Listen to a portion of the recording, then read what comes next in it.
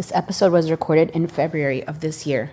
In true Miami fashion, some of the topics and events discussed have changed quite a bit since then, including Chef Julian's culinary journey. Keep listening once the episode concludes for that. It was also the first time I recorded in a pop-up location. You will notice a change in audio because of the proximity to the street. Never a dull moment. I would like to give a shout out and huge thank you to Calma Floral for serving as our recording location. Calma is a Miami-based floral design studio specializing in unique, modern, and funky florals for delivery and events.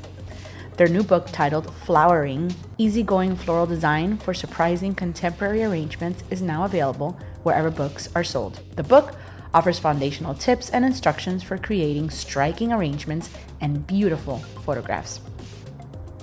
To see some of the stunning arrangements, head on over to calma_floral on IG, Instagram, and calma-miami.com. Thank you so much, Calma. Okay, here we go.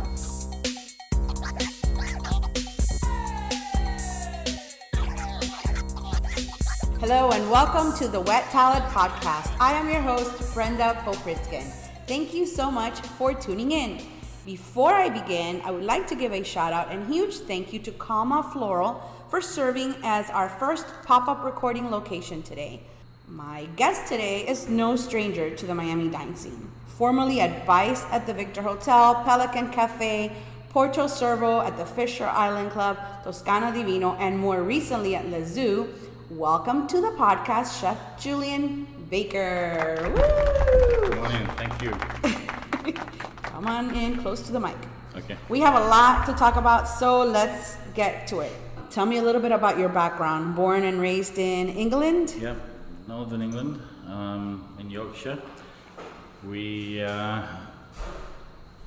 It's funny because I had a friend who was working in quite a prestigious hotel at the time, and I got family that were in the police, in the Air Force in England, and at this point I was considering that, and I fell into and got an interest in food even back then. Back then in the UK it was really when you started to see chefs appear on TV and it become there was publications being released. There was one magazine I remember. It was called The Hotel and Caterer and Hotel Keeper. And you're subscribing to this magazine and you're getting familiar with the whole environment of the restaurants. And in fact, to this day, I still think it's one of the hardest things I've done in my life is tell my family that I didn't want to go into the Air Force or the police or anything like that. And I just got the opportunity to spend some time with this guy. I remember we used to have a chest freezer in his garage, and we would have our heads in there meringuing a baked Alaska, just for fun. These were the things we started to do. He was a few years older than me, so he was already working in the industry, and I just got that interest from that. Although I do have, and also back then, it was very common for the home economics classes in the schools, and just for boys and girls. And I actually have recipes dated from when I was like 8-9 years old, and I still have them. So there was, a lot of people talk about the grandmother and the mother being in the kitchen. I can't say I had that. It's not. I think you tend to hear that more from the chefs or the people that grew up in continental Europe, France, Spain, Italy. Obviously, my grandmother, she cooked, but the interest really came from a friend, and I went to work in the same hotel that he worked at a couple of years later. And at that time, there was a lot of support from the government and from hotels in the UK, so I worked 5 days a week, 2 days off, and on one of those 2 days, the hotel actually paid for me to go to culinary school. And the chef that I was working for, he really became a friend and a mentor. And he'd worked in London and worked with some big name chefs and hoteliers at that time. And when I finished my school, I said to him, I want to move to London, I want to go to London, and I did. I was 19 and I moved to London. You kind of skipped all like 3 questions I was going to ask you next, but going back to that home economics comment, I know what I made in home economics here, which you're going to laugh, but what were you making? They used to have a recipe from home economics. Things like, in England we have the fairy cake, the angel cake, which is just these light sponges with jam and cream in there, the Bakewell tart, which is something very common from Northern England, this town of Bakewell. It's pretty much a crust tart, a sweet tart with frangipane, and it's crazy because having traveled also, I see so many familiar things from different countries and regions that have just a completely different name. I mean, when you think about this Bakewell tart, it's like an almond meal, but when you talk about it in French, it's frangipane. It just sounds so much classier. Everything sounds classier in French. Well, I was making French toast in economics class, which was anything but. I'd probably never heard of French toast at that point in my life. and I was making peanut butter and jelly sandwiches. There you were. Super sophisticated economics class. No, I remember, your mother had to give you a Tupperware container to take to school to bring home what you... but that's nice though. Wow, it would definitely no French always come home empty. It was literally like bread dipped in egg and, it was bad. No, it was a bit of a project back then. Wow. So you knew pretty early on, and that was some of my next questions. And you studied culinary arts at Castle Culinary School. Yeah, it was at one of the reputable culinary schools at that time in the UK. Okay. And then, is that when you went to London, but then your first Michelin restaurant experience came how long after? At Fisher's of Baslow? Yeah. Correct? Well, I did. I did work somewhere pretty prestigious in London also. Okay. I spent 3 years with Anton Edelman at the Savoy Hotel in London. Okay. And back then it was almost like SAS training of the kitchen. Yes, we were talking about that earlier. And he was. It's funny because I went on a day's trial, which is like a stage, right? You go spend the day with him in London, and it's pretty brutal. Pretty brutal. The sous chefs there, they didn't care if you were there for the day or if you'd been there for 5 years. You were treated the same. Mm-hmm. And in fact, there must be some sort of insanity towards me for having done that day and actually gone back afterwards. And I went down to work there. I remember it was in November. I was just turning 19, and I was very well received by a couple of the sous chefs there. Plus, the chef that I talk about, who I was making the baked Alaska, he'd actually been to the Savoy. So the chef that we worked for in my hometown, Sheffield, he was our point of contact for the Savoy. So he sent him down, and then he sent another guy down after him, and then I was a third person to go to the Savoy from our hotel in Sheffield. And his name was Jonathan Cartwright. He actually has a restaurant in Maine, and he was the chef at the White Barn Inn. That's how I... Yeah, I was going to ask you how you ended up in Maine. We'll go back there. Yeah. And he was, when you become the chef saucier of the Savoy, you're always the chef's boy. And he was that. And they used to use his name to motivate me, like, Baker will tell Cartwright, you can't do it, move your ass, these sort of things. Yeah. It was pretty tough, but I would do it again tomorrow. I really, really would. Great character building experience. I mean, I used to wake up at 4:30 in the morning, get the train in London at 5, be in the kitchen at 5:30, work till 10:30 at night. And it was funny because it's cold in London at 5:30 in the morning. And I used to get the train where I used to live. The train with the underground was not yet underground, right? So you sat on this platform at 5 o'clock in the morning. It's freezing. You got this little kiosk with a heater in there, and there's a cage around this heater. And I remember I once took wire clippers to cut the cage to be able to turn the heat up in the kiosk because it was just so cold. Train broke down. I would run through the Strand in London from Trafalgar Square to the hotel. I'm just such a person of routine that if arriving to work 10 minutes late threw me off for the day. And it was an experience, and crazy. I saw some crazy things at that time in London, but a great experience. Do you find the young chefs nowadays have that same discipline? No, and I don't think that extends from the chefs that they've worked for. Unfortunately, I think it extends from their upbringing. You know, our young people have been, you know, to put a phrase to it, I think the delinquents are being brought up by the delinquents, and there's just not that.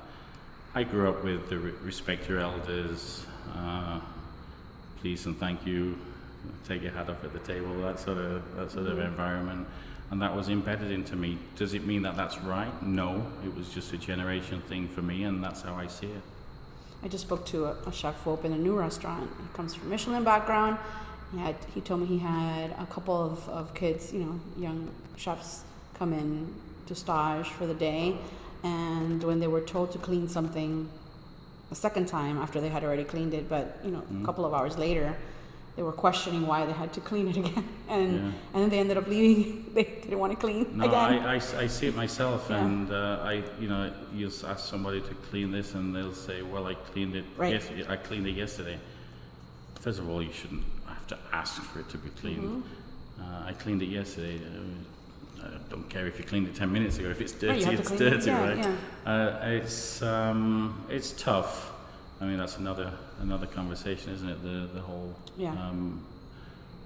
market of talent that there is around right now, or lack thereof. And I think that especially the young age, probably between the ages of 20, 30, the talent really tend to drift towards a particular establishment or city. I'm a big football soccer fan, and I am actually. Shocker. And I tend to look at it like a team. You know, the coach is only as good as the people that play for him, and you know, whatever I'm fortunate to have, I share it with pleasure to a few of the key players that I have in my team, because without them, they're your extension. Tell me how you ended up in Maine, and then you left again, I think. So right? after London, I went to London, then I went back home to the north of England, and that's when I worked at Fisher's of Basel Hall. That was a small restaurant, 60 seats. It's still there? I didn't look. It's still there, yes. They've extended it. They've got beautiful grounds. We used to all live there. There was six, 8 chefs, and we used to have rooms upstairs, right? It was about a 30-40 minute drive out of Sheffield, where my family home was. So during the week we would stay out, middle of nowhere, beautiful, really, in the Derbyshire Peak District. Very, very nice. You know, the lamb. There's a Chatsworth estate around there, so the lamb and the venison, you order it from there. The butcher comes with the carcass over his shoulder, drops it off in the. Our stocks and sauces, we used to put out in the snow to cool them down. We used to stand the pan in the snow to cool them down. So we would live there during the week. 64 covers in the restaurant, five rooms, very, very unique. In fact, we actually won. I went there because I worked in London. I worked the sauce, which is generally I was cooking small cuts of meat, sauces, garnishes, and there I went to cook fish. Right. And we actually won Restaurant of the Year in Great Britain the year that I was there, which was a nice accolade to have. And then we got the Michelin star. And I think it's lost its star since then. It never got to 2, and I think it's lost its 1. But family run. Chef was German. Very united team. Always going for it. Even back in the day. I mean, I'm seeing now a lot of chefs are making the striped pastas, and we were making a ravioli. I'm talking 1995, 96. We were making saffron and squid ink striped pasta back then. So we were going for it, and even at that time, I think even 1 Michelin star is an accolade to be pleased with. But it was fun. We had a lot of time. You go to the local pub after service. The landlord locks you in because back then, I think at 11 o'clock, 10:30 was the last call. So you stumble back to the restaurant, having had a few beers, and piss the pastry chef off in the morning because he comes in and he finds finger marks in his tiramisu. Oh, that's my vibe. Yeah, I got some stories. We could sit here for hours with the stories that I have. But so then after that, I called this guy Cartwright that I talk about, and he'd worked in Germany and Switzerland in some very well-established starred restaurants, and I wanted to go to continental Europe. And I called him and listen, can you help me? Do you have any contacts? He said, I can, but I need people here too. And he was a chef of the White Barn Inn, which is a Relais Chateau hotel up in Maine. And I came over for a week's vacation, spent some time with him in the kitchen, and I decided to make a move. So they did a visa for me. And in the time I went back to the UK, I went back to London, and I went back to the Savoy because I wanted to do pastry. So they let me stay in the pastry at the Savoy while I was waiting for my visa pending. And I remember the chef. I'm not sure if you're familiar with Anton Edelman. You should research him. He was one of the chefs back in the day.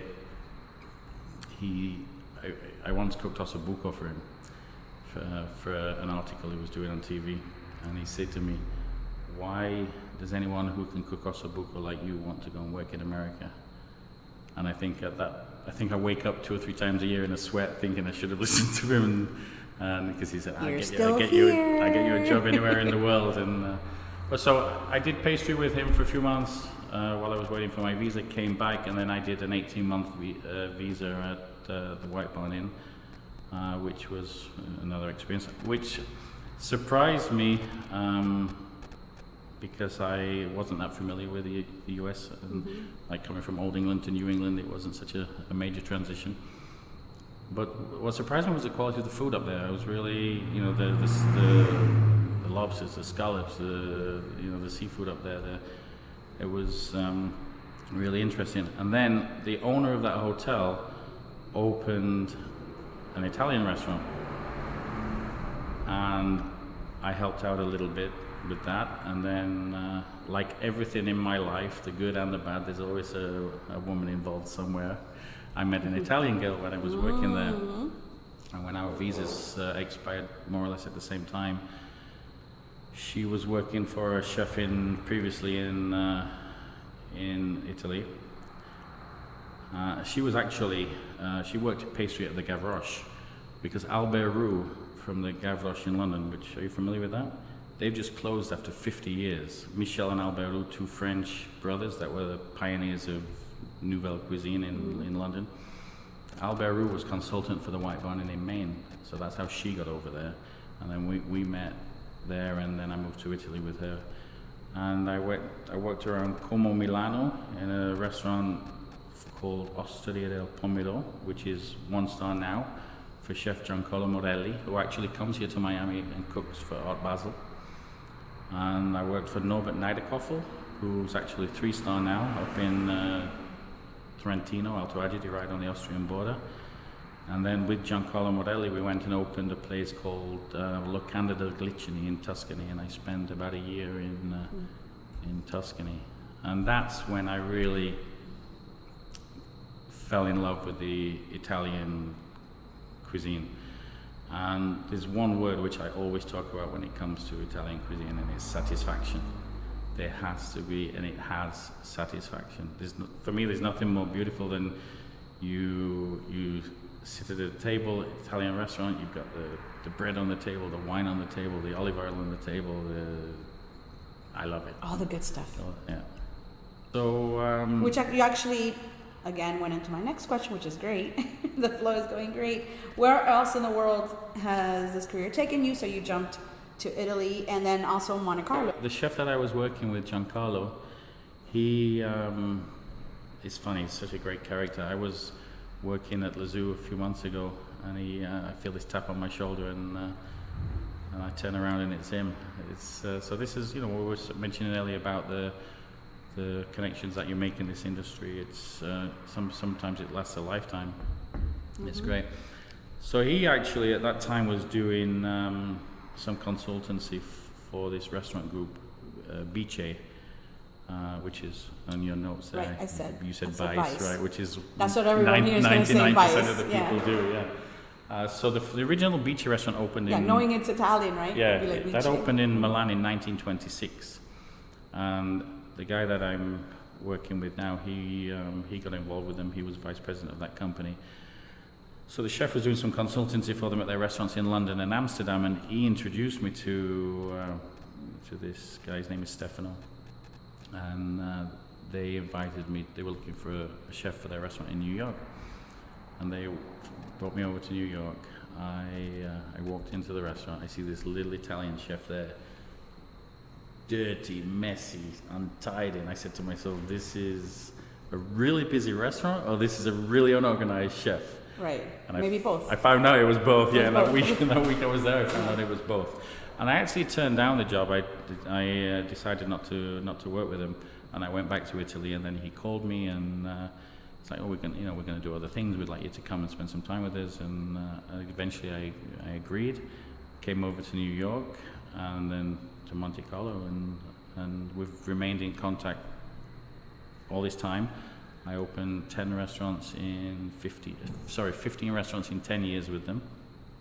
Some in Europe, some here in the US.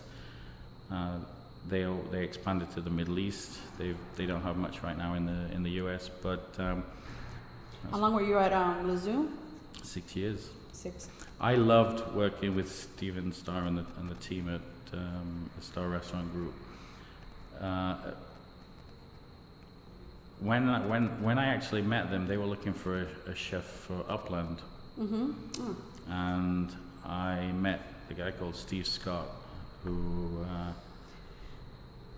was a director for Star, and I did a tasting for them, and they thought, and I thought too, that my food wasn't Upland, and my personality would have never sat well with Justin Smiley. I don't know if you know him. And they thought that I was more appropriate for Le Zoo, and I did too, because it's my background, French. Because growing up in England, you go to culinary school, it's French cuisine. Right. Italy, Italian cuisine, France, French cuisine, Right. Spain, Spanish cuisine. In England, it's a little bit like here, there's no culture per se, so you take a little bit of everything. I'm primarily French, and so I had that background of French cuisine. And at that moment, I was a little bit lost, because I'd opened Toscana Divino, Right. which I'm going to say even today, there's probably still a little bit of my soul in Toscana Divino. Mm-hmm. That was 2011?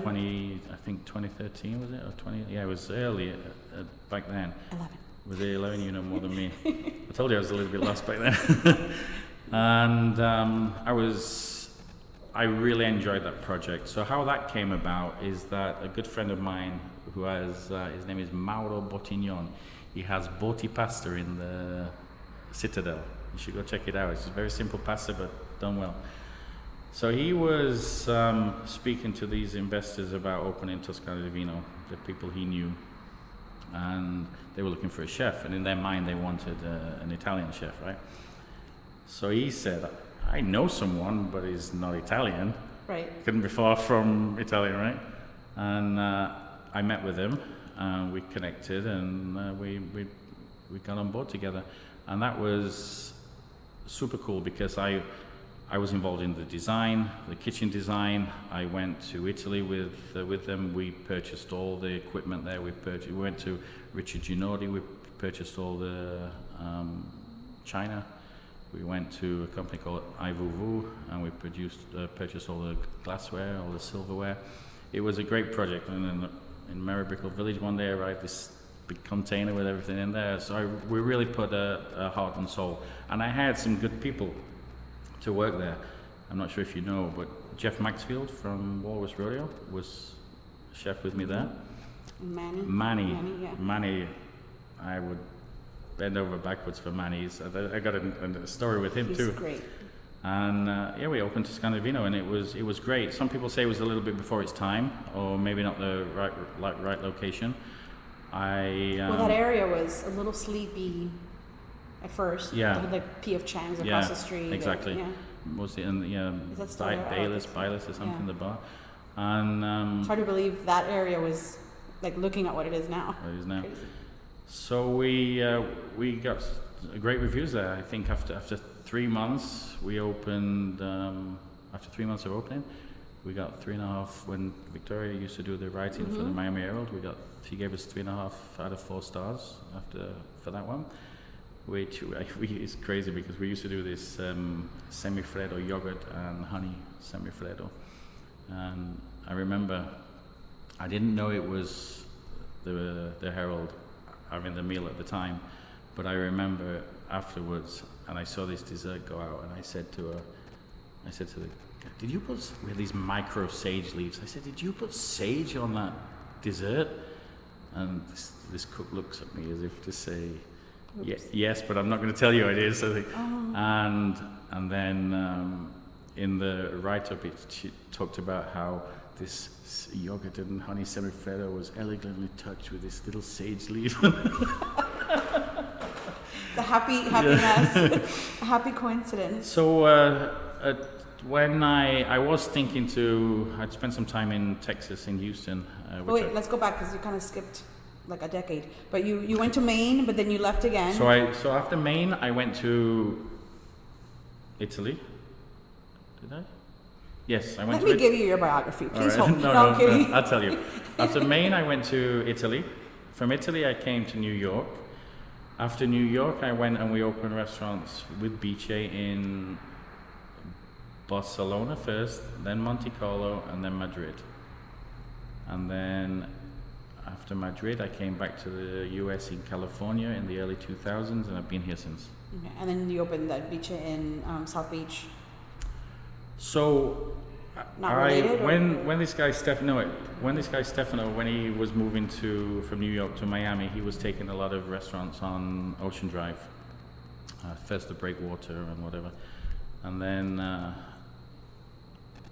at that time, that wasn't for me. It wasn't what I wanted to cook. It wasn't where I wanted to work, and I decided I let Bice know that I didn't want to travel anymore. I'd done a lot of relocating, and I wanted to stay in one place.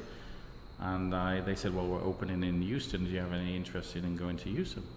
Which I did, and I went, and I loved it.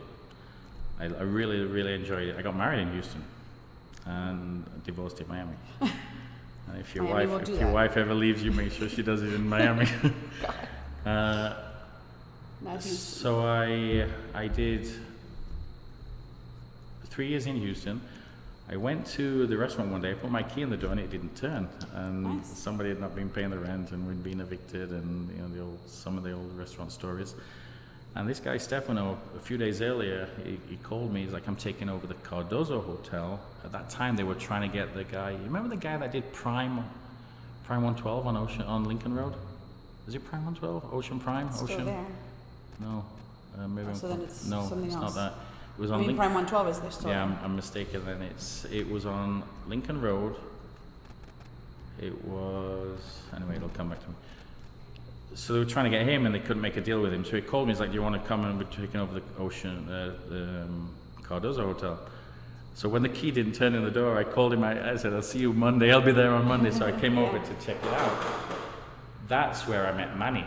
Okay. All right. So it was operated by the Estefan Group. Manny was working for them, and the place from outside looked like it was already closed. And I walk in and I see this chef there, jeans, red chef coat, and like a Fidel Castro style hat, and a book, and it's Manny. And if you know Manny today and you got that image in your head, you just think that's not that same person. So we started talking and we connected. So I said to him, "Why you don't come and work with us?" And he did. And he worked. We opened the Cardozo Hotel together. It was great. We were not doing your average South Beach fair back then. We were elevating it the best we could, and we worked really well together, and we became close. And then when we left there, we did the same thing at the Victor, but that was in the partnership with Bice, so that's why it got the Bice at the Victor Hotel. Sorry. Yeah.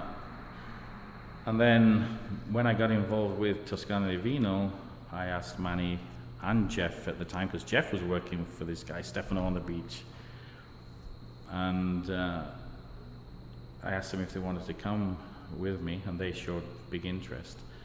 And then we opened Toscana Divino together. I sent Manny to Italy to a friend's restaurant in Florence for a few weeks, get some training, and we worked really well together. And Manny came to me one day after 2 or 3 years of Toscana Divino, and he said, Jose Andres is opening at the SLS. I want to go. I'm going to go work there on my days off. And he's back there now. I'm like, sure. And I knew what was coming. It was only a matter of time. So he'd work 5 days with me, and one of his 2 days off, he'd go to SLS. And he came to me one day and he said, they've offered me a job, and I'd like to take it. And I knew that was eventually going to happen. Young chef, new kitchen, new cuisine. And he took it, and he went with my pleasure. And that left me with me and Jeff. When I opened Toscana Divino, I had 3 chefs. Manny, Jeff, and this other guy.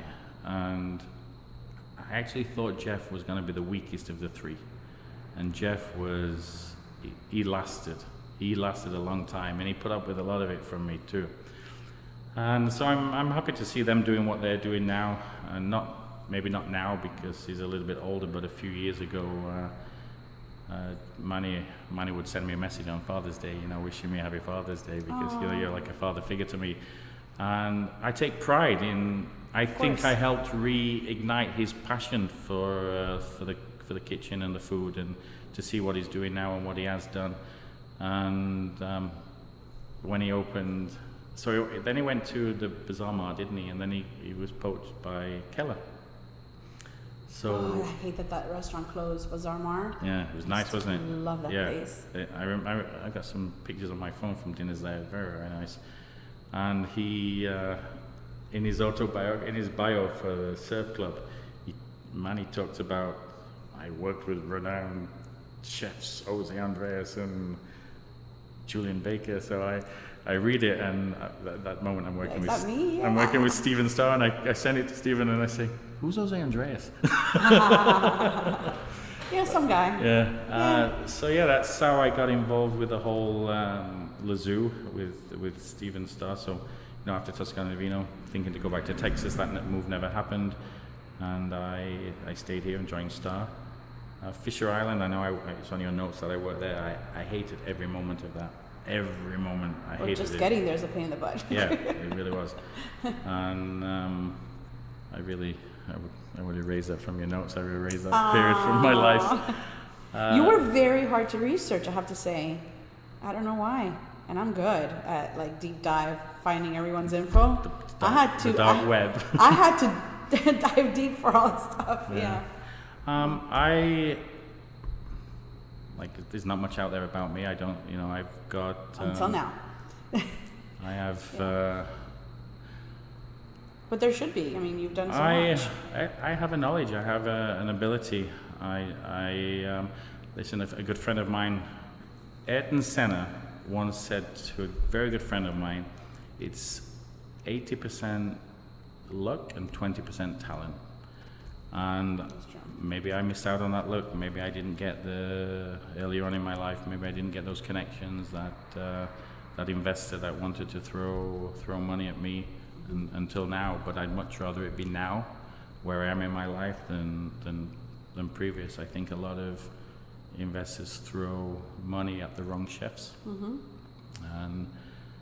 And a lot of chefs take from the wrong investor too. Yeah, maybe so. But it's an interesting world, the restaurant world, the culinary world, and that's what allows you to do what you do, is have these conversations. Because people want to know. Yeah. How many languages do you speak? Other than English, I speak fluent Italian. I went to Italy not knowing anything, nothing. And I actually get complimented on my Italian now from Italian people. And Spanish, I could have a conversation with you in Spanish. Cuban Spanish? Probably not. And French, I can converse in French. I can find my way around the country. I can order in a restaurant. It's funny because in London, when I went to work at the Savoy, they spoke French in the kitchen. And growing up in my time, it was you studied French at school, but I had no interest. You know, why do I need to speak French? Everybody speaks English. I had no interest at all.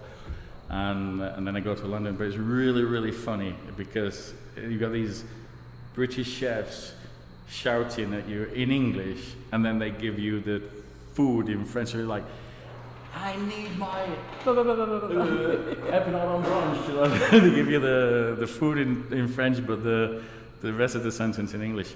And but so I'd say Italian's my my strongest language, but my Portuguese is getting better every day by day. Okay. Yeah. New girlfriend?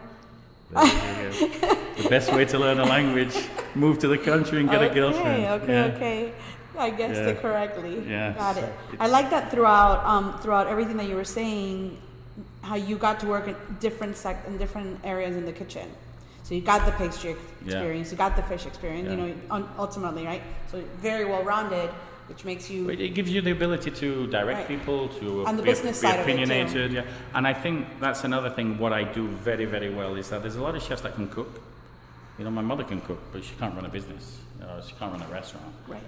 And I think that's also what I've learned over the years is that I have the ability to read the guests very well. I understand it from a business perspective. And I think I cook more for the guests than I do myself, knowing the market and knowing... their expectations. Yeah. Or maybe I'm stuck on that fine line where I satisfy myself as a business chef and then satisfy myself as a cook too. So what kept you in Miami all this time? Because it's not for everyone. No, it's not for everyone. Honestly, I didn't like it when I first came, and I always felt that the move was forced upon me due to the restaurant closing in Houston and needing to come over here. My ex-wife was from Florida, so she wanted to come back closer to home. So I felt that move was forced upon me, and it wasn't until I got involved with Toscana Divino that started to diminish, because at Toscana Divino that's when I started to cook the food that I wanted to cook and that I was familiar with and was a little bit new for the time. It's funny because Brad once said to me, "You were the first person I ever saw put pasta in a ring, in a ring mold, plating it up on the plate." So I was trying to represent myself well with Toscana Divino, and that's when I felt more satisfied as a chef, and that's when I started enjoying the city more. And then it's just, having done the traveling that I've done, lived in the cities that I've lived in, a lot of people will ask me, what's your favorite? Where do you, and do you want to be happy in Miami or unhappy in New York? It's not where geographically, it's why. Why are you there? Are you happy doing what you're doing, being where you are? And I'm happy doing what I'm doing in Miami, and probably that's what's kept me here, along with, I live on the beach, I see the ocean, but I never go. Not the case for everyone who lives on the beach. there are worse places to wake up in the morning. I'm not shoveling the snow off my drive in Yorkshire anymore. Right, today, like a day like today is worth it. So there's many things. It's where you are. I loved London. I loved my time in London. I loved my time in New York. I wouldn't go there today to live and work. It's not. I don't want to wake up at 6 a.m. and take the train into the city anymore. When I can. I have a Vespa. I live on 56. I work on 97. I take my Vespa to Bal Harbour. And so no, there's many factors, and I'm sure the girlfriend probably comes into that conversation at some point too. And what do you think is your strength as a chef? A few. I think, like I said before, I have the ability to read the guest. I know what I keep myself current. I follow trends as I get older and things start evolving and changing. I lead by example. Don't be surprised if you come into my kitchen, see me sweeping the floor, washing the dishes, putting out fires. Please hold. We have a situation outside. Okay.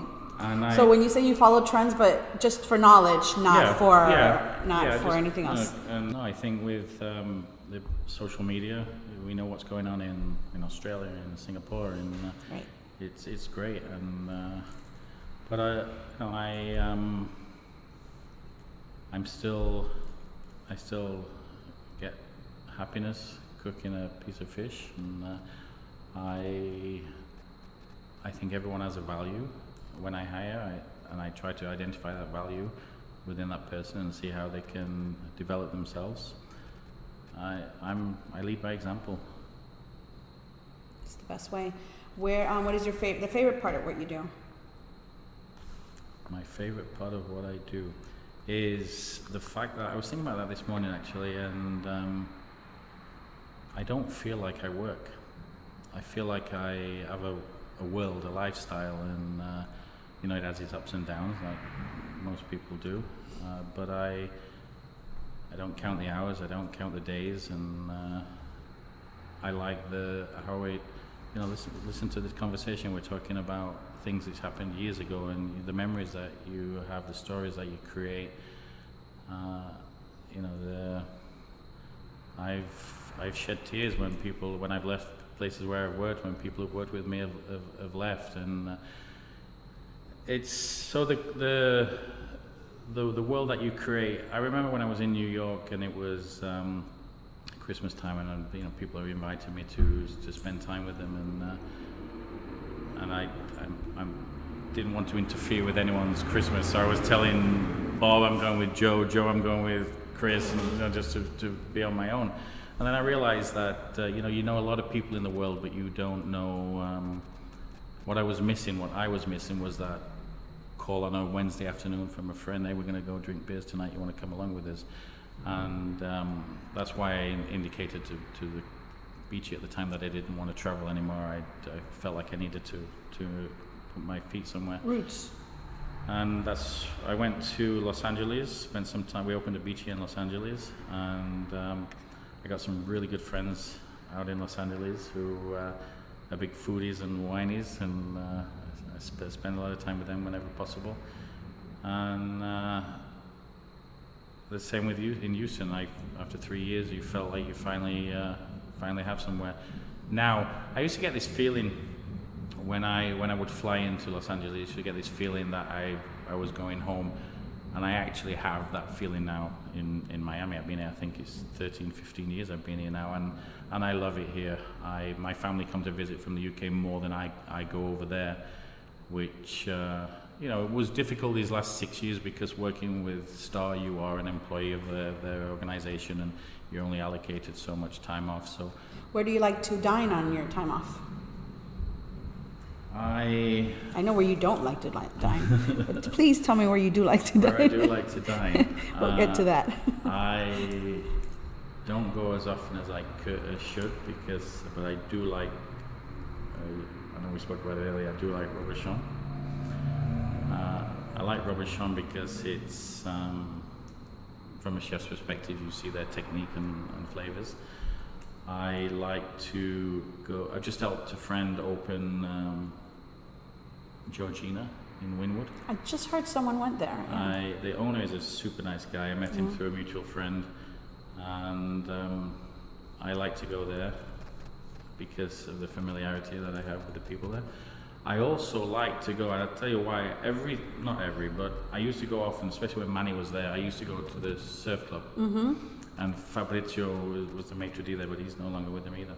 And I would finish, usually at Lazur, I would take off Sunday. So Saturday night, I would go to the surf club. I'd just sit in their lounge. I love that's my environment. The surf club is my environment. When I go to a restaurant, that's what I want to see. And what am I talking about? I'm talking about the relaxation, the luxury, I want a nice wine But glass. it's easy luxury. It's Yeah, not It's not unaffordable luxury. true. Yeah. It's True. affordable luxury. But it's not stuff like you could go to that lounge, or even if you're dining in, it's not uptight. No, I would go in my work clothes. I know people are intimidated by the Keller and Surf Club and that area. Everything about it to someone who doesn't know sounds intimidating, but it's not. No, not at all. And I would love to sit there and have a glass of champagne. They'd send me out the snacks, and I got to the point where I would not go as often as I like to because my money wasn't valuable there. Yeah.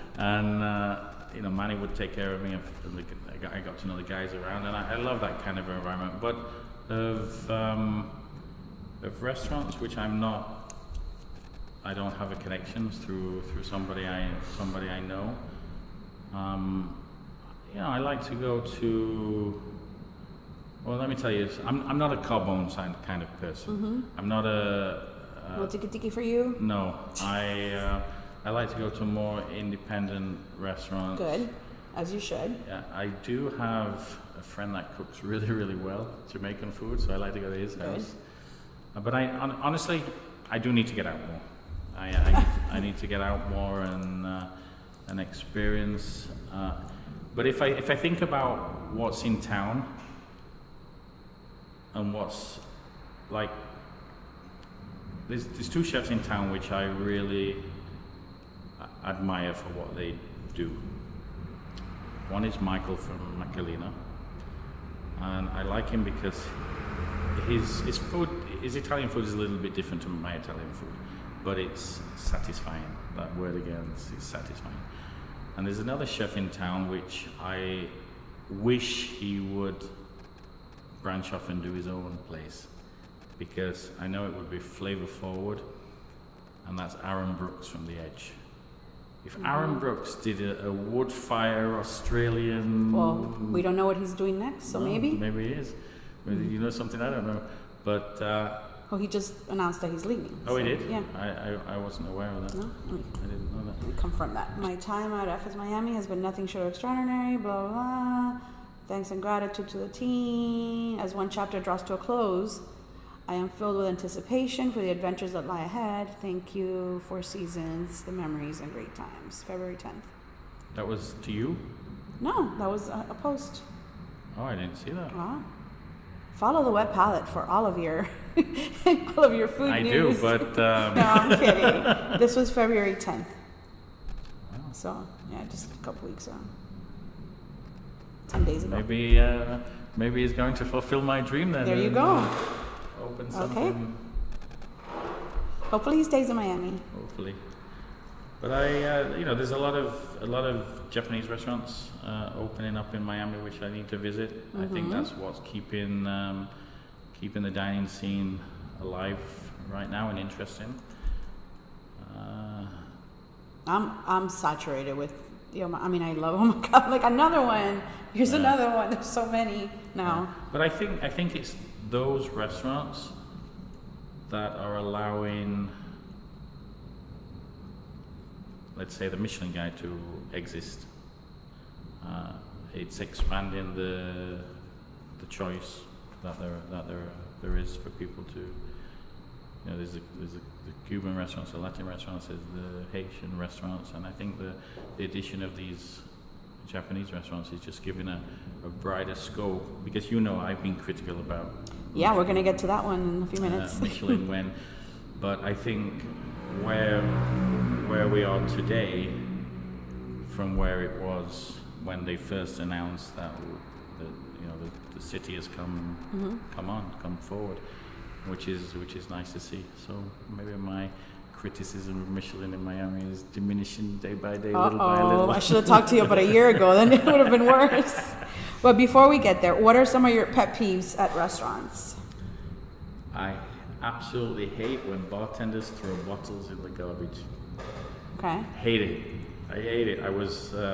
Where do you want them to put them? No, but then when they throw it... I'm like, you don't want them in the garbage? No, where when would they you throw like it and it... and it makes a clink? Yeah, Okay. yeah, and it's like... Because when you hear it once, You hear it for the rest of the night. Oh, okay. Yeah. I think not all the pet peeves come from the employees of the restaurant. I think some of the pet peeves come from the guests of the restaurant too. Yeah.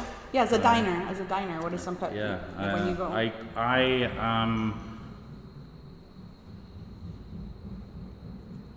Yes, it's a constant mission of ours to get the food to the guests as quickly and as efficiently as possible.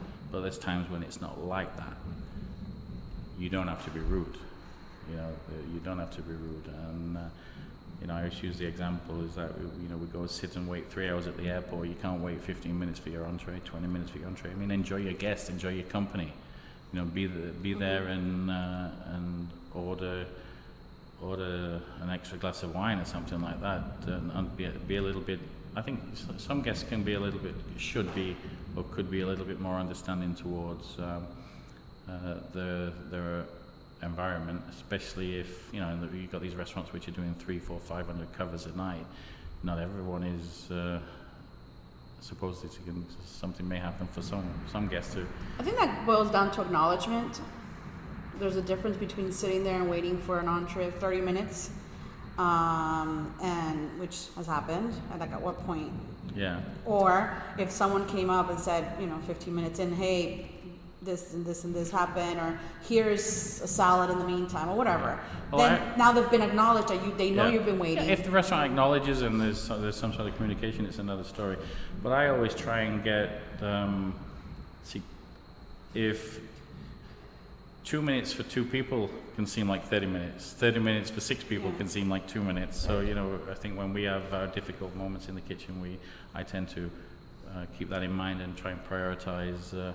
Or if you've got an open kitchen and you see that couple that are sat there not talking to each other and try and get their food out pretty quickly. I know for us sometimes the hubs will say, how long has it been? Yeah. So of course, what do? I take pictures. So I can just go to the last picture that I took and tell them how long. So I'm like, it's been. it was actually 11:15. So I'm not just guessing. I can actually tell you when the last dish hit the table.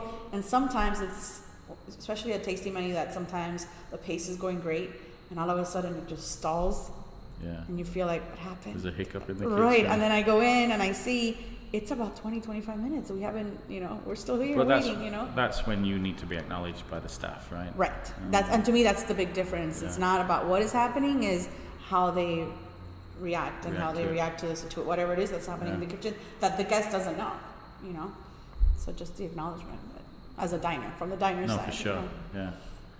But there's pet peeves, thousands of them, aren't there? You sit at a restaurant, you start dinner, and then this happens. I like staff to present themselves well.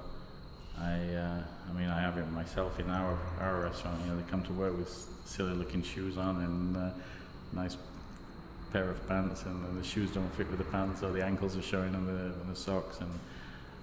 But it's down to schooling, isn't it? I mean, whether it be schooling from your family, schooling from the industry, what you grew up in, right. You look at things differently. And because I don't get to go out that often because of my working schedule, right. when I do, I don't care if I have to wait 10 minutes more, 15 minutes more. It doesn't bother me. Right, it's it's my downtime. Just keep my glass full, and I'm okay with that. What do you think about the current state of South Florida dining? Not just Michelin, just. Like I just said to you, I think it's evolving, and I think it's great. I wish the city was a little bit bigger to accommodate it in a sense of geographically, with the traffic's horrendous. But when you look at who wants to come here and what we have here, and even in the difference in the years that I've been here from when I arrived to now, it's huge, and it's really, really interesting. I think it's great. I look at. So let's talk about Michelin a little bit. I'm getting there. Because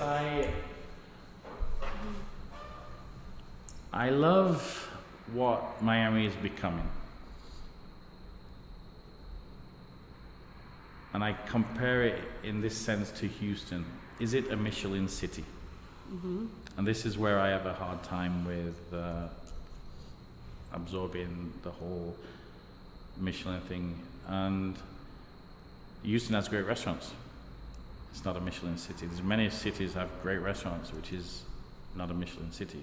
Why is Miami a Michelin city? I think we all know why Miami is a Michelin city, right? I don't know. You're going to have to expand on those opinions. But when is it a generation thing? Did I grow up in a different era of Michelin and what I see as a Michelin restaurant? Maybe it's a little bit of everything. Probably. Yeah. I mean, when the guide came out here, I think you and I might have exchanged a couple of messages, but I was either just been or I'd been in London at that time, and I went to a one-star restaurant in London called The Frog by a chef called Adam Handling, and I think I told you to go and check out their website. And when I look at what they do to achieve 1 star, and then when I saw what was given 1 star here, my first reaction was Michelin have embarrassed themselves by coming to Miami, and doing what they've done. And I also thought to myself, why did they give 2 stars to Robuchon? Because if they'd have given 1 star to Robuchon, then nobody else would have got 1 star. And then I went back to Robuchon, and although it's different from Paris, well, it's not in London anymore, but the other cities, it's good food, and it's creative, and it's tasty, and it's satisfying, with their little intermezzo courses that they give you. And I mean, I would go to Robuchon just for the bread alone. That bread I'd pay the money and sit and just eat the bread. Now, I've been told, have you been to more L'Ateliers than this one? Because I've been told that pretty much they're all the same. Well, I mean, that the quality really is consistently, which is what they're going for. And they're all 2 star. And they're all 2 stars. I've also been told that Robuchon just kind of gets like a legacy 2 stars right off the bat. It could be. It could be. One of those rumors. But I don't think Michelin are honest with themselves when they talk about it being food only. I think it's more than that for them when it comes to giving 2 and 3 stars. So my initial thought was that they've really embarrassed themselves, and it's not what they should have done. And then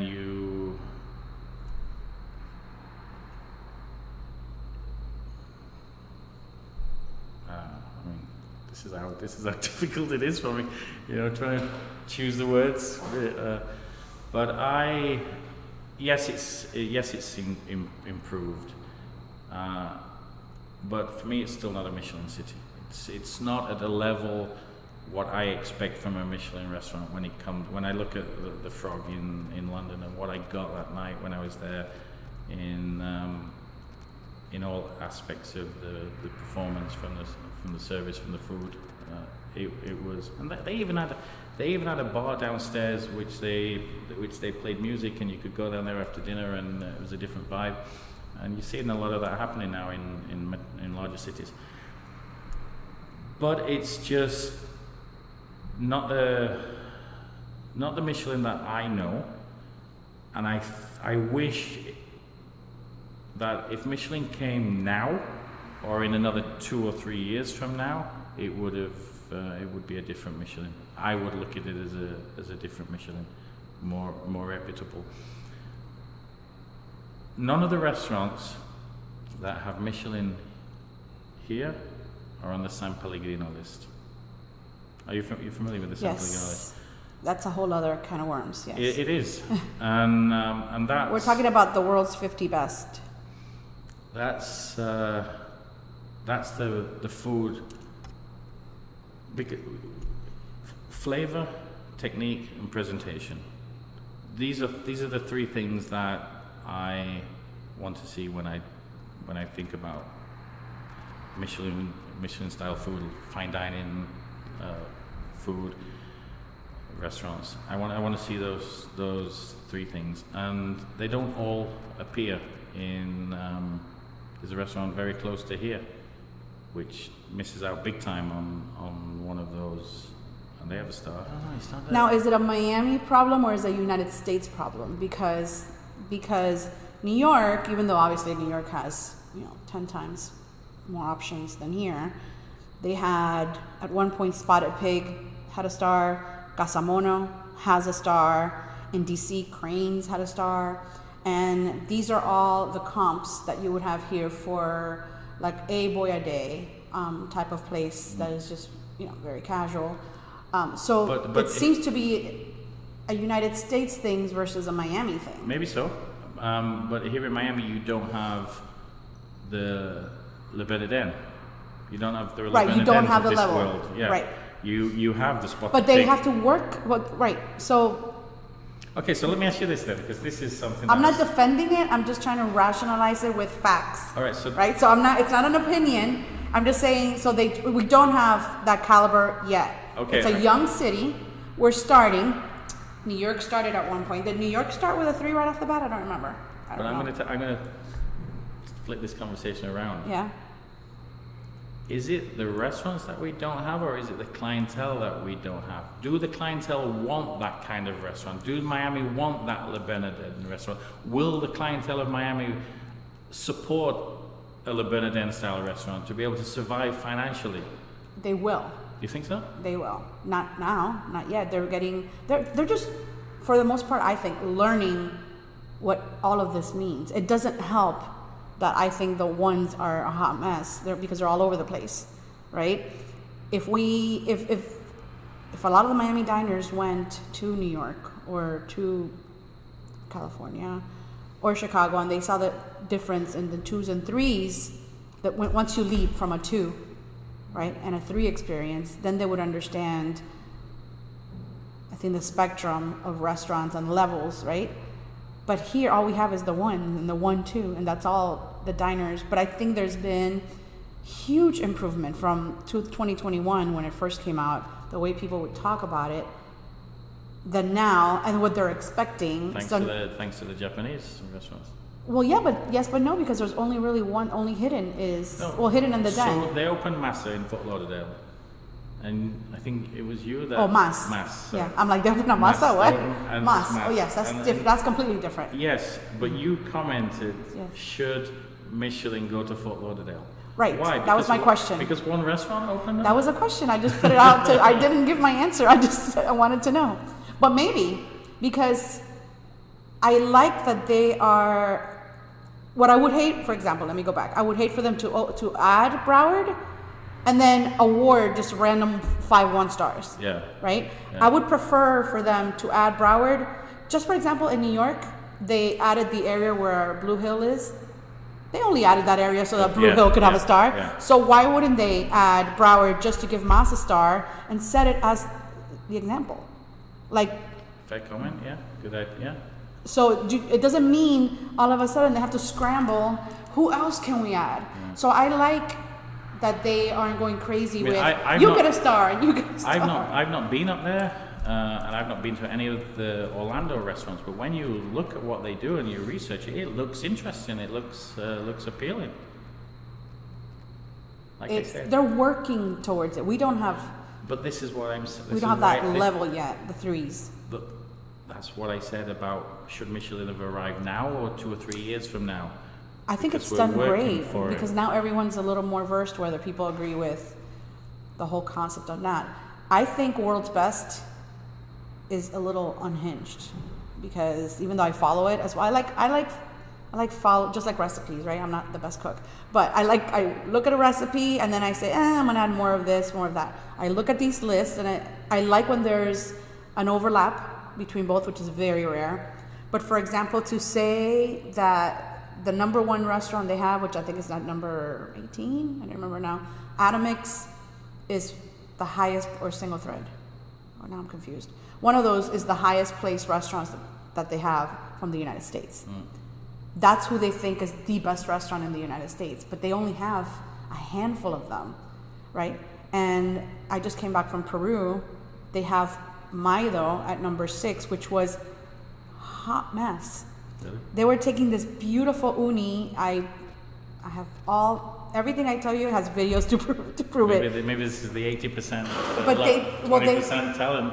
Well, maybe it's a very Maido is. I'll get shit for this, but I don't care. Maido is number 6, and they just published their Latin American list, and they got number 1 over Central on that list. Peru, I came back in love with Peruvian uni. They just basically took my uni and drenched it in sauce. Everything they did was over sauce, overkill with everything.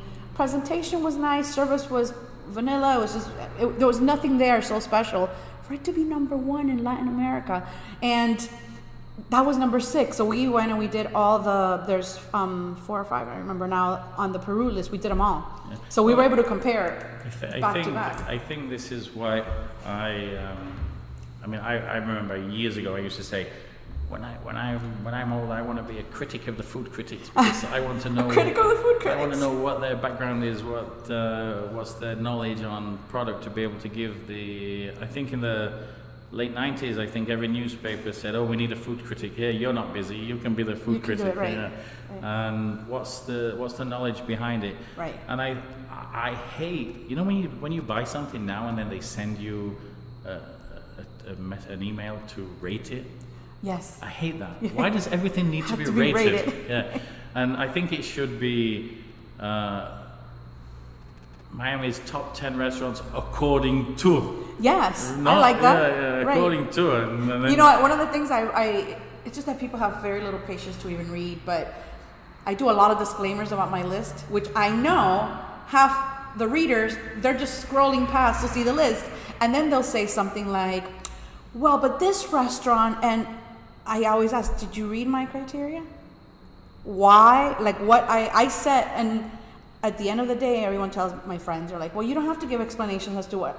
I don't have to give anyone an explanation. It's my blog, my list. Sure. I say whatever I want. However, I do put I have to have some guidelines for myself. Substance. Well, some guidelines so that I can remain consistent year after year. I can't just say, the best example was I went to Casa Mariano. It's a restaurant in Doral that we went to the most. I think we went like 10 times last year, but it's not on my list because it doesn't fall under the guidelines that I set for myself for my list. My list is a little bit, it has to be everything, the whole package.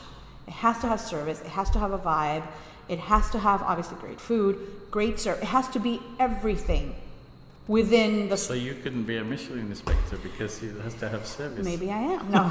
so it does have to be a little bit of everything for my list. So sometimes people say, well, but I can get the best steak at that hole in the wall. I'm like, that doesn't fall into my criteria. So you didn't read my list. It can't be a hole in the wall because that hole in the wall, it's not going to really give you the best. So if you want a list that says the best hole in the wall, I'm sure somebody has that. Infatuation probably has that. Yeah. That there's different lists, like you said, according to. So according to the wet palate and these guidelines, these are the restaurants that. Then if you're going to criticize it under that. What do you think about Gordon opening in? I think it's the most half-ass opening I have seen in the last 4.5 years by a celebrity chef. And he was just interviewed on one of these influencer videos. And he was asked to just tell what his favorite restaurant in Miami was. He's like, Carbone. I know, I saw that. Awesome. But let me. Yeah. But he has a 3 Michelin. I was just going to go He's qualified, there. yeah. I was just going to go there. Yeah. I bet you he didn't half-ass that one. What you see on Gordon Ramsay on TV in the United States and Gordon Ramsay the chef, right? 2 different people. Restaurant Gordon Ramsay in London, probably one of my top 5 meals ever. That's what I hear. Ever. And hats off to him for doing what he's done and making what he's making in the United States and from a business perspective. But as a chef, food-wise... Which is even more of an insult then, to come to Miami. Yeah. And, well, it's insulting... And Messi came to Miami. So, that's nothing embarrassing about it. My husband's Argentinian, so I'm all about the Messi train. No, I'm very happy. We're now very spoiled that when a big name comes to Miami, right, or a big group puts money into Miami, and it's going to be one of those shit show restaurants, right? They're all in. So I've been to all these shit show restaurants, and they're out there. They've, at the very least, and I'm giving them credit for actually investing, right, and going all in with the core, and some of them they have decent food. However, this opening, it's insulting. It's almost like it's taking Miami back to 2011 when you had a Tom Colicchio come and open whatever it was, Beechcraft or whatever it was, on name only and then leave, or an Emerald. All these chefs who might be great and they have other great restaurants, but in Miami, let's just get by. This Lucky Cat is all about getting by in Miami with a name. Because am I gonna run back there? No. It was the opening, the vibe, everything about it. Well, I think that's what Steven Starr does very well, is that his name is the group. And really, and not you don't know the chef of pastis. You don't know I mean, even me at Le Zoo, my name wasn't out as the chef of Le Zoo, but his restaurants, Makoto is Makoto. But he does his restaurants very, very well under the umbrella of the name of the company and the concept. And whereas I think if in a sense of Gordon opening Lucky Cat, you automatically, to a degree, think it's going to be 3-star dining because Gordon Ramsay is a 3-star chef, and it's just no. It's I knew I wasn't going to. I just feel like the entire opening felt to me rushed. The design of the space is boring. It's a lot of the same features. I remember facts. Yeah. So I went in. They have the same chairs. Carbone, you know, same chairs as up there. This Carbone's also a shit show. It's completely different, really, than the New York one. It's not. This one's like red velvet rope, and it's different. That's what leads me to believe. Is that what the client is here? Is that the market here? The market is the Carbones and the sexy fish. That is the market here. Yeah.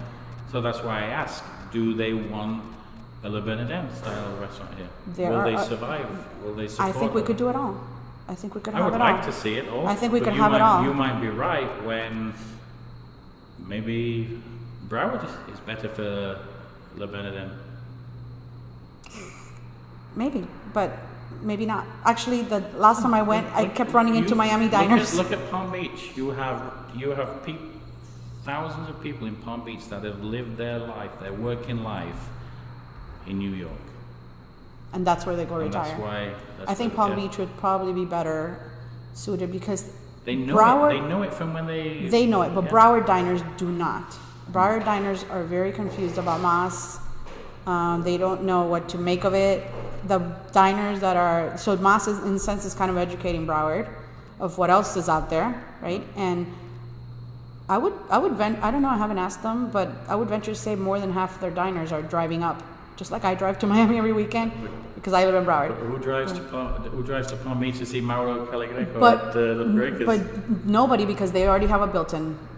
Palm Beach has the diners who are well traveled, and they can have a burger and they could have a Le Bernardin. Yeah. They could have it all. Broward diners, it's not the same demographic, I think, at all. I would love to see Miami embrace 3-star dining. I think they would, but we don't have it. Who's going to do it first? We need someone to step up and go there. Right now, we really need a solid 2 that isn't Robuchon. Yes. As much as I'm a fan of Robuchon. An independent 2-star would be amazing. And I want it to be someone local from Miami. I don't want it to be an import concept. I don't want another chef. I don't know who it's going to be. That's what I'm saying. We need someone to step up and do it. It's going to happen. But we're not there yet. So who's the local chef that is at least 1.5 stars on his way to 2? Jeremy? Our only 2 local concepts that are doing their own thing is Jeremy and Beltran. That's it, I think. I need to look at the list. I don't know either of them personally. I think if Jeremy was given the green light by whoever was backing him to go for it, I think he could go for it. He could get it. I was just there last week, and I feel like I think both Area and Stubborn Seed have outgrown their current space because let's go back to that whole thing you said about Michelin not giving ambiance and service and all that. I just on the way here was listening to a kind of a former Michelin inspector who went kind of rogue and did an interview. And he was saying, in passing, I caught it because obviously this is a topic that interests me, but he said something along the lines of from when you check in to when they take you to they escort you to your table, to the amuse-bouche, to the service and the napkin. He was talking about it, even though, what Michelin doesn't talk about often is it is represented. They have the spoon and knife symbol, which everyone overlooks. Maybe they need to change that logo, right? So when you see a restaurant that has 3 stars or 2 stars, it's going to have the little symbols underneath that says the spoon and knife or fork, spoon and fork. That's how many. I think 3 or 4 of those means obviously stellar service. Yeah. I think the whole. When I worked at Fisher's, when he used to think he had the Michelin inspector in, he used to go out and look through the car windows if he could see anything what was resembled in being inspectors. But I do that, and I'm Danny. I'm like, you think they're inspecting the restaurant right now? Look at that person. I think there's a lot of good cooks out there. A lot of good cooks out there, and I think that to be a guide, you really need to look at the service, the ambience, But what I do like about Michelin is that you're either in the guide or you're not in the guide. They don't put you in the guide and talk bad about you. They wouldn't talk bad about it. Why would they talk? No, I'm saying like some critics, they'll do an article and they'll say, "Oh, but those pink walls were horrendous in the restaurant." Oh, right. You're either in the guide or you're not in the right. guide. So even if it's a 1, they will. It's not like they'll talk about your strengths. They won't talk about your weaknesses. Like I talk about Los Felix all the time. I hated it. Shocker. I hated it, and what I really didn't like is how close the person on the next table was. Yeah, everyone's right there. Yeah. I feel going into this 3rd guide, I would love to see it dropped. Keep it as a recommendation. And I do I have friends who like it there. So who do you think should get one in the next guide? In the next guide, you're gonna have to listen to my episode, my upcoming episode. I haven't done seriously now. I haven't done my full research that I do before I do that episode. Off the top of my head, Brasserie Laurel. When I was actually doing my awards list this year, I knew from the get-go Laurel was going to be on my list. I honestly didn't know I was going to go as high as I placed them. I think I placed them 6th or 7th. But when I started looking, I said, okay, Laurel. So the way I do my list is I'll think this restaurant. Do I like this? I go from the bottom to the top, right? Do I like this one above this one? Yes. This one above, and I kind of go moving it up, and then I go back and I look at the pictures of all the times I dined there, and I just kept moving it up, and I just went this past weekend, and it was amazing. You know what's interesting is how when groups start to expand, it must be a nightmare for them to try and get the right talent to embrace their vision. Yeah. Putting the right chef in. That's hard. I don't know if you're going to have, like you said, there's so many good cooks, someone come out of nowhere and open their own place. We have the Entre Nos restaurant and Planta. Those are 2 talented chefs who are doing their own little thing. And Entre Nos, I actually had said it was one to watch. They already got listed. I don't know if it'll get a start right away, but you have these chefs that are coming out of nowhere doing their own thing, individual, who might step up. If you take, I feel going back to like service and the whole thing, both Stubborn Seed and Ariette, who are obviously no surprise favorite restaurants of mine, started under they gave Miami fine dining in a casual environment, right? That's hard to move to a 2. Sure. I did do a deep dive a while back of what do the 2s have in common, right? Because again, facts. So I could take my opinion out of it, and all I could say is, so I had I don't have that again. I'm not ready for this question, but I'll say, let's say if there was 32 2s, I had been to a little bit over half of them in the United States. Not talking about Europe, right? Just the United States bubble of Michelin. And they all had tasting menus in common. They all had incredible decor and vibe, and you're talking, they weren't all white tablecloth, but they were very refined, very elegant. Even the ones that were a little more casual, it was just very, very fine-tuned. And whereas Ariete and Stubborn Seed right now are still in that casual kind of vibe, you can literally walk in flip-flops. But that takes me back to is there a clientele for a 2-3-star dining experience? I think there is, but nobody's shown it to them. You know what's my happy news? Isn't Surf Club, Surf Club is a whole different animal, but Surf Club is packed every single time. Yeah, but and they're that vibe. I think that's packed. Because of Keller? No. Because of the name? No, not at all. I think people talk about in this industry location, and I've disagreed for years. I think it's concept for location. Look at Aber in Bal Harbour. They took over the old Makoto space, and Makoto was doing phenomenal in that space. Oh, Abala. Okay, I haven't and been they're there. not doing the business that Makoto was doing in Bal Harbour. You take Alan Ducasse, you put him on Ocean Drive, he's not going to do nothing.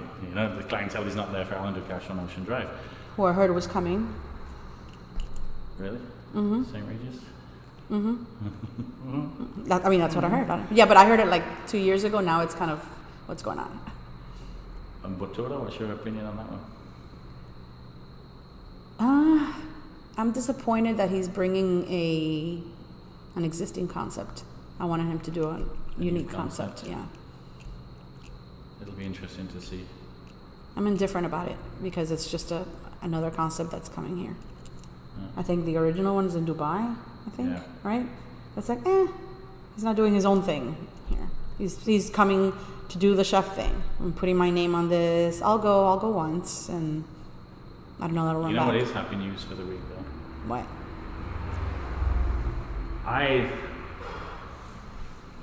One of the best meals that I had in Miami was with Jeff, Maxfield, and Brad when they were together at Alta. Mm-hmm. I was a big fan of Alta. And I really wish Brad all the success that he ever gets because he's talented.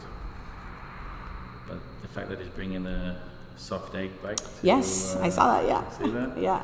I think that's a good call. I was excited about that. I think everyone asked him that question when he opened Marigold's. Yeah. Is the egg going to be on the menu? Yeah. I think he finally caved and said, "All right, Ryan."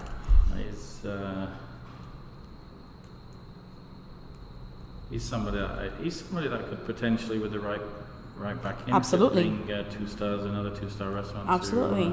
To Miami. The fact that Alter was not around when the Michelin came was really a crime. But because I think they would have given it 1 star. Absolutely. Not 2. Hands down, absolutely.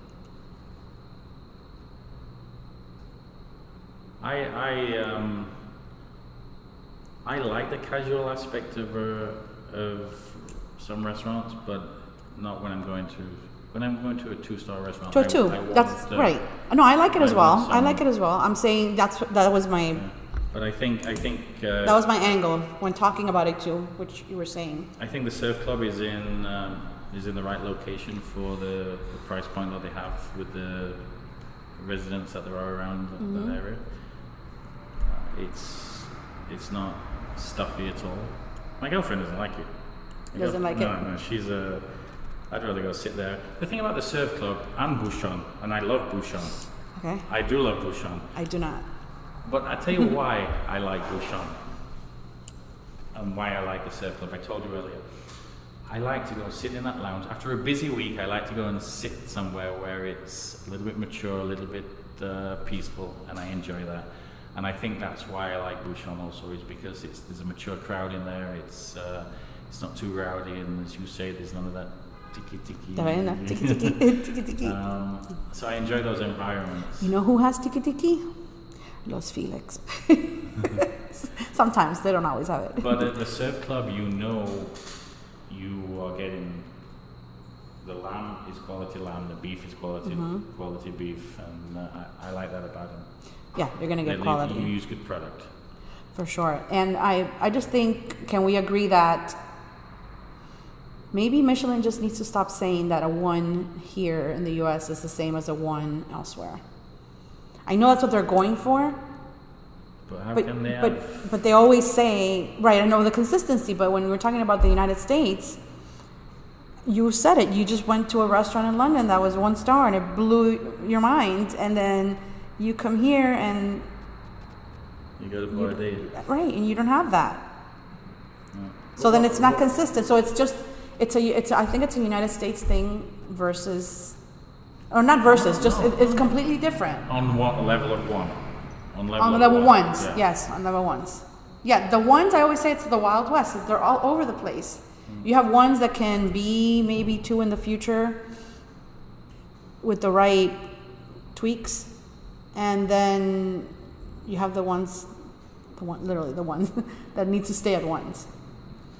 So, but they're so different. How do you put Surf Club next to Boyardee? And I love them both. I love Boyardee. I know you're not a Boyardee fan, but they're completely different. But should the Surf Club get 1 star? There's 1,000 similar concepts in the United States that serve of a similar product. I think what so far, the Surf Club has remained consistent, which is a big deal, yes. Right? The Michelin always says consistency, and they're not reinventing the wheel, and they've never said they are, and what they offer, they're doing it perfectly. Although I did just get a picture the other day of a really unflattering beef Wellington, which I was shocked. Someone sent to me. Yeah. I was completely shocked. Because, and I know that some restaurants could have off nights, but they have never had with me an off night. Or anyone that I know until last week. So maybe the problem is Michelin, not the restaurants. Getting their criteria right on how to select... No, where there's smoke, there's fire. There's a little bit of truth everywhere. And the whole point of these lists is for us to sit here and talk about it for an hour and dissect it and complain about it. And it's just literally a guide to follow. I have been opinionated on yes. it. Yeah. Opinionated personally. It's not opinions that I've shared with many people. But I'm going to sit here today and say that little by little I am retracting my thoughts, because I do see the improvement happening, and it's happy to see. I feel Brasserie Laurel has potential as a new one. Right now it's recommended, right? It's just recommended, which really, and Lazoo was recommended. Well, Versailles is recommended. But Makoto wasn't. I think Makoto is recommended. No? I don't think so. I don't really follow those because, I live here. I look at them elsewhere, but and then Entrenos is it's a baby. It's new. It has potential. I love what their concept. Florida forward. I love when they post stories about where they're getting today's farm day. We're doing this. Jeremy's been doing a lot more of that now that he bought a farm. So he's, every day telling you, these are the tomatoes that are going to be in service tonight. And and that's great too. Yeah. So I think they're going the right direction. I think as a city, we're going in the right direction. Yes. And now I know they recommended Shingo, who I, by the way, have a reservation next week. So I don't know, but I know they're fans of Shingo because they gave the 1 star to Hidden when he was there. Yeah. I have noticed a little bit of nepotism with Michelin. That sometimes when once you're in as a chef somehow, or you're related to, it's kind of they would never admit that. But so to keep where do you see yourself in the next few years? In the sense that how do you continue to grow your knowledge, just by eating out and following social media? Do you travel? I follow social media to keep my knowledge of, like, kind of like you said, what is going on, who went where.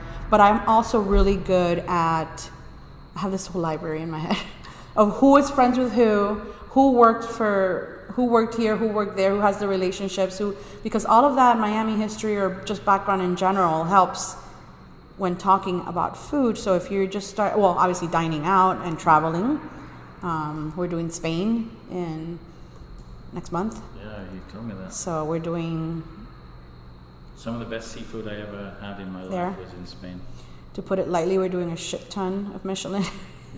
Yeah, but all of that helps mold my overall opinion, not only that, but of food. Yeah. So now when I come back, am I going to rate Leku the same as I've always rated them? Because now I went to Basque country. What do I think about their cheesecake now? I love it right now. Am I going to love it when I come back? But that is giving me background. I like Leku. I do. I'm a fan of Leku, but I'm just giving you an example. Yeah. So every time I go to these countries, I'm coming back with way more knowledge of how they do things. Your disclaimer can become smaller. See what happens. Interesting.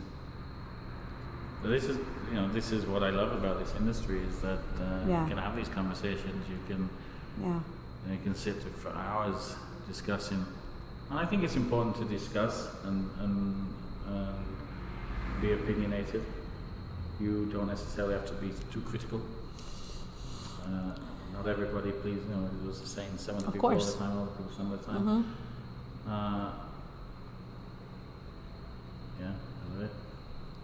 I love it. It's fun. I could talk about food for hours too. What do you think overall is a strength that Miami has over any other states? Do you think we have any strengths? No, I think geographically, its location allows you to arrive from Europe efficiently, travel to South America efficiently. The weather's amazing, and as the energy that the city has is what's making people want to come here, want to do business here, and it's helping us develop. I wish the city had a public transport system that a lot of people would be willing to use, just to make it a little easier. But it's not too bad for me living and working where I do. For sure, I experience that very much. But as overall, I think it's only up in Miami, right? I'm a Miami cheerleader, yes. I'm always going to say yes. Where can listeners find all of the information for it and to connect with you? Myself on Instagram is Julian Alexander _01. And is there something we haven't yet covered that you would want my podcast listeners to know?